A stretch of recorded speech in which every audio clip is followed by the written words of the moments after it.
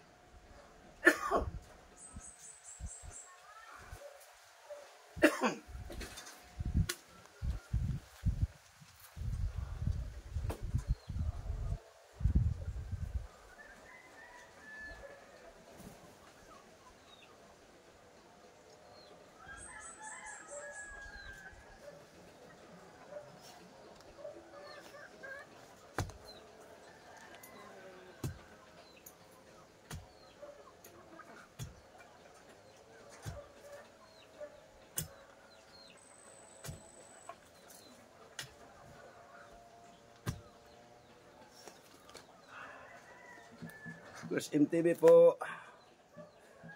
Kumusta po kayo?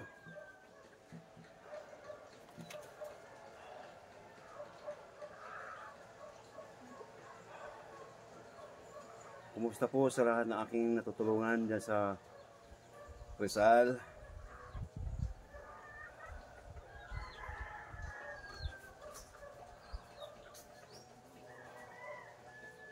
Yung mga nagtitinda ng espagita, sampagita, yung natutulog sa tabi ng kalsada,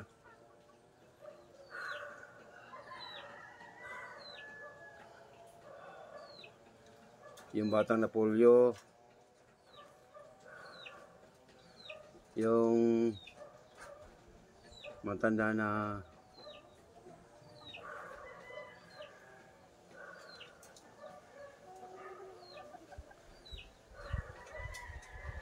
may sakit sa blood at malabo ang mata.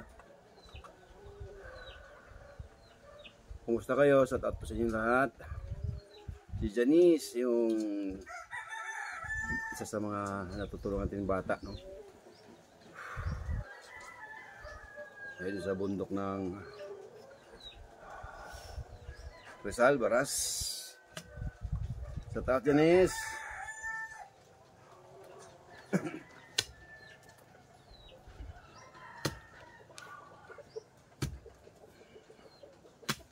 Natigil po ang pagtulong ko sa inyo. Dahil nandito na po tayo sa probinsya. Huwag kang mag-alala. Pag tayo kumita na at pinagpala sa YouTube ang channel natin,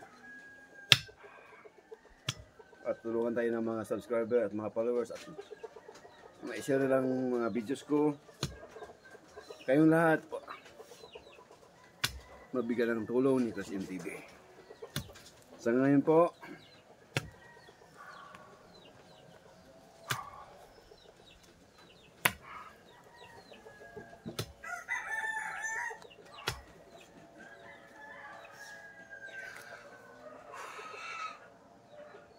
umpisa tayo ulit para ipagpatuloy natin ang pagbigay tulong sa ating kapwa kapuspalad. Si Chris MTV po nanghingi na paumanhin sa inyong lahat na naputol ang aking pagtulong sa inyo sa lahat. Dahil wala na po tayong trabaho ngayon, nagmapagkukunat para makapagbigay sa inyo. Nandito po ako sa aming probinsya.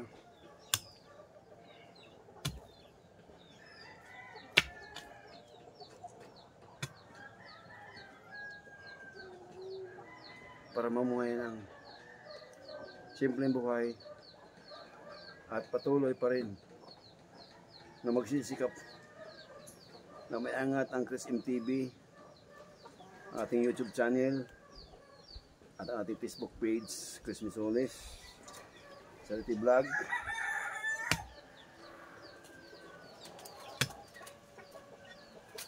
Para habalang araw po tuloy-tuloy na po ating pagbibigay ng tulong sa ating mga kapwang sobrang hirap sa buhay.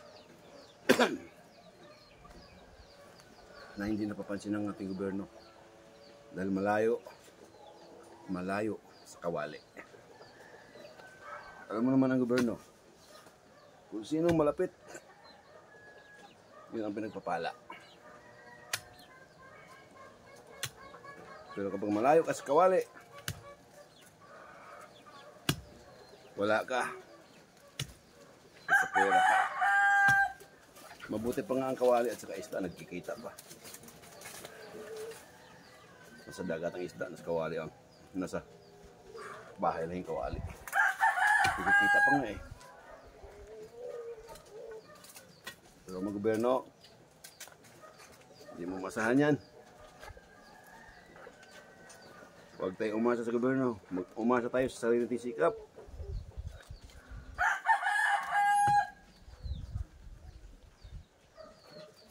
Gobyerno, kailangan lang yan kapag eleksyon na.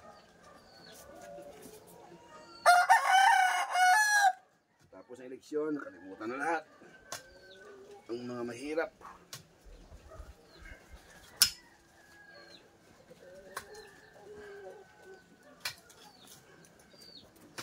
Pinuuna ang mga sarili.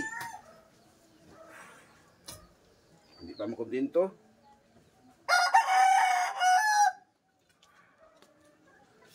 Kailangan pa ang pera ng bayan.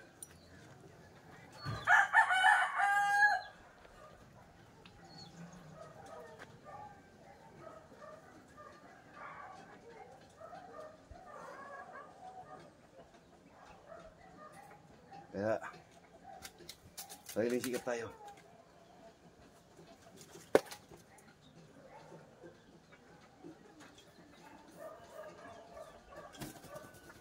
Kawawa po tayo yung nagkakasakit. Simpleng sakit lang. Nawi sa lala. Nawi sa paglala. Dahil pag wala kang pera, mabagal ang sistema.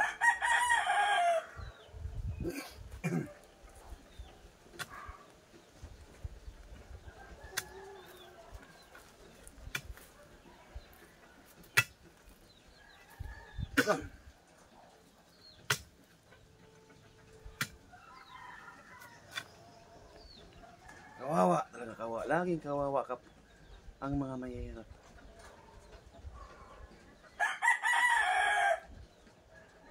Kapag eleksyon, lahat ng ginagawa nila, ginagawa. Lahat ng pangako, ginagawa. Manalo lang at maupo. Pero pagkatapos, forget ka na. Hindi ka na kilala. Huyo, umaga, huyo.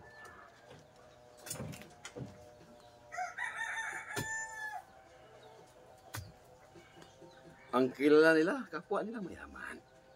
Kapwa nila kontraktor. Kapwa nila may mga asyenda. Kapwa nila may mga mansion. Yun po ang kilala nila kapag nanalo na. Pero kapag election pa lang, butuhan pa lang, mangumpanya pa lang, kilala tayo mga mahirap. Dahil tayo bumubuto eh. Yung mga mayaman, hindi na mabubuto mga yan.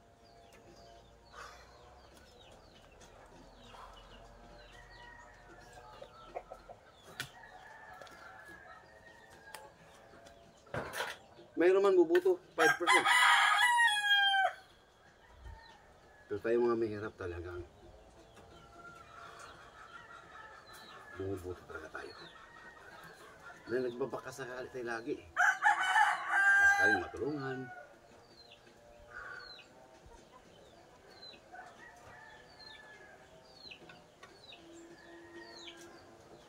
Kasi kapag hindi ka butante, mas lalo kang hindi ka kilala. Yung ang butante, hindi kilala. Yun lang. Mas lalo na yung hindi ka butante.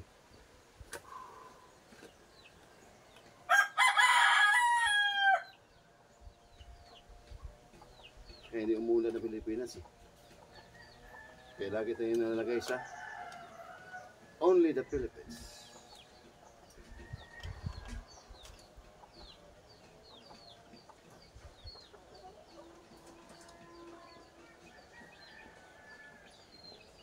Maraming nagdaang panahon, nangangako, para sa bayan, para sa bayan, para sa mga mahirap, para sa mga mahirap. Matagal na namin narinig yan. Hanggang ngayon, mula sa aming minuno, mana pa namin. Hanggang ngayon, minamana pa namin ang kahirapan. Sa kabila ng mga pangakong nagdaang mga politiko, hanggang ngayon, walang pagbabago.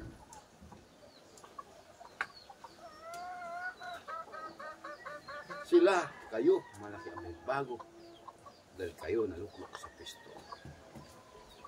Pero kaming nagpaluklok sa inyo, walang nagbabago. Walang pinagbago. Lugmok pa rin sa kahirapan.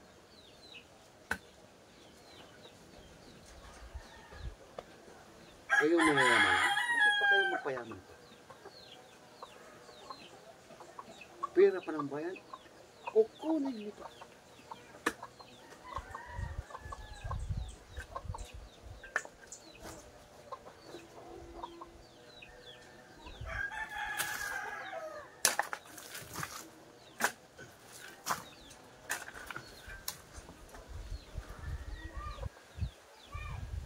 Bagkus tulungan nyo, pinagkukunan nyo pa. Ikaw walang iya pa ng buhay.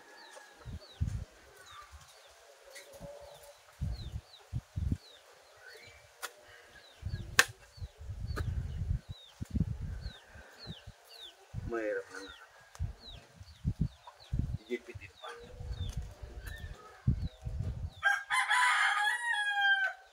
Pagdating sa hospital, ang hirap.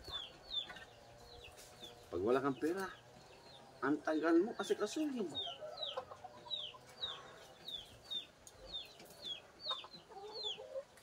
Resulta lang ng pag-examine mo. Aabot na 2 araw, 3 araw bago malaman ang resulta.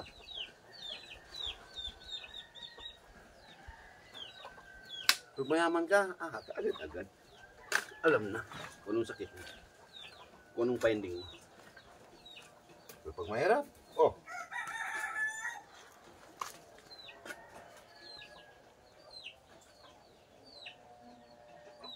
pag-hihintayin ka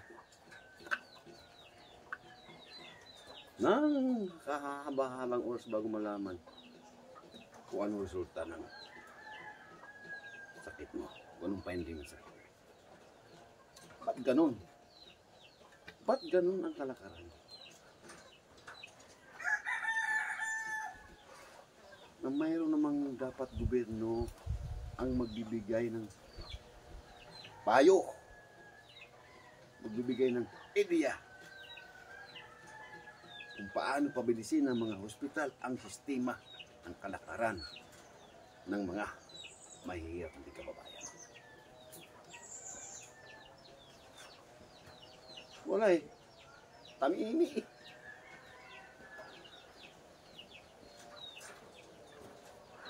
Tamimi silang lahat. Kaya tayong mga mahirap talaga magdusa. Bahala ng Diyos sa buhay natin. Wala tayong politiko na maasahan. Lalo na po sa mahirapan.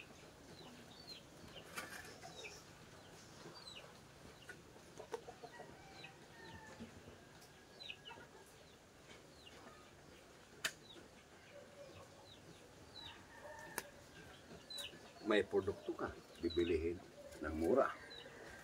Sino mong bibili? Yung mayaman. Mayaman ha. Babaratin pa yung mga paninda mo.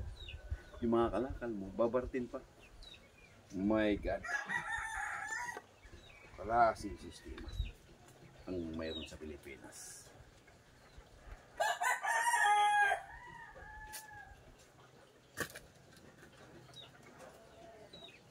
Only the Philippines.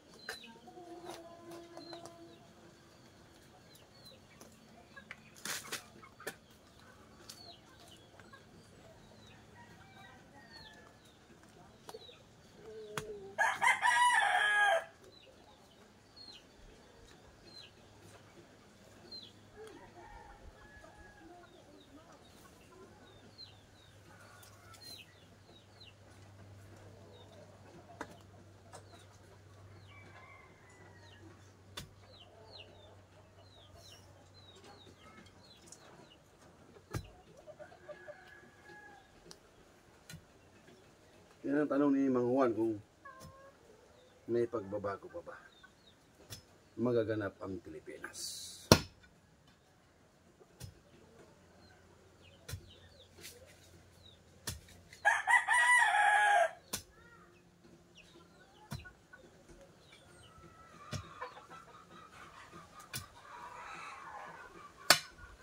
Ulay. Kung mayroong matinong politiko, pag-iisahan. Pagkaisahan. Para patalsikin. Kung gagawa ka ng tama, kakasuhan. Kahit ano-ano na ikaso. Para matanggal ka sa katungkulan. Wala.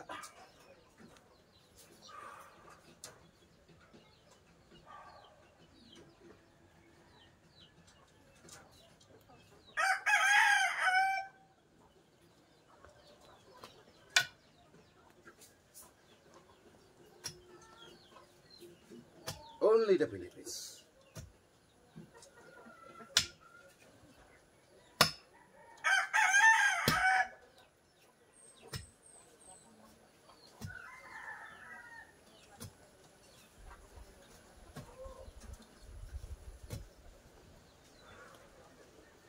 Saan pupunta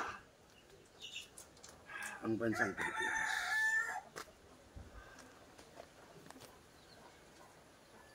Walang mapagpipilian.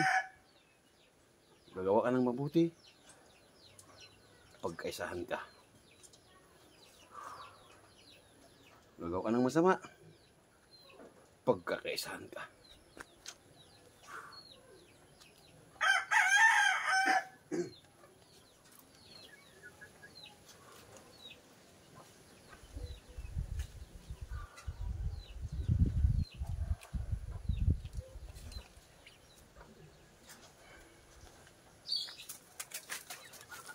Kailangan talaga dito. Lahat ng mamumuno sa gobyerno may tapang. Handang pumatay at magpakamatay.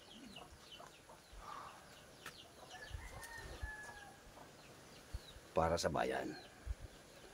Kung wala kayo nun, manahimik kayo sa bahay niyo.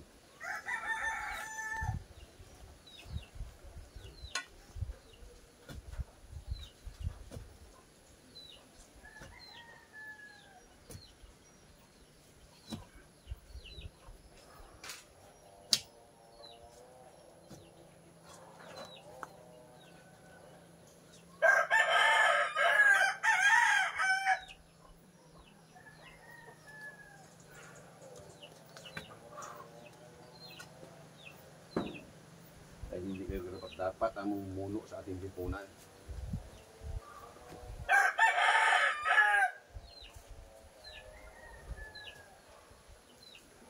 Kasi kung wala kayo tapang,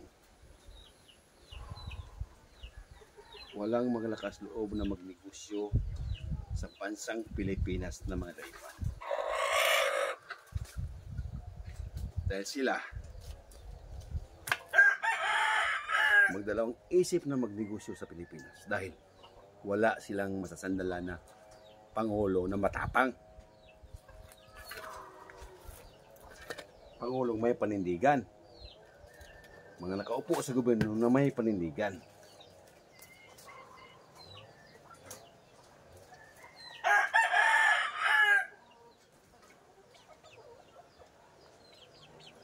Pangalawa, batas ng Pilipinas. Pag iba ang mamuno, nababago ang batas. So wala talagang permanenteng batas. Andun kasi yung pagalingan eh. Pagalingan, pumasok sa mga nakaupo sa ating lipunan. Pagalingan, kaya bago-bago ang batas. Pag iba ang mamuno. Dapat ituloy-tuloy na lang kung ano yung magandang batas, kung ano yung magandang umpisahan, ituloy-tuloy. Hindi yung baguhin na naman ng mga ilan na kaupo sa gobyerno.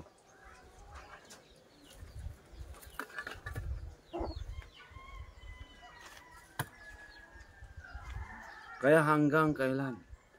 Hanggang kailan maghihintay, magtitiis si Juan?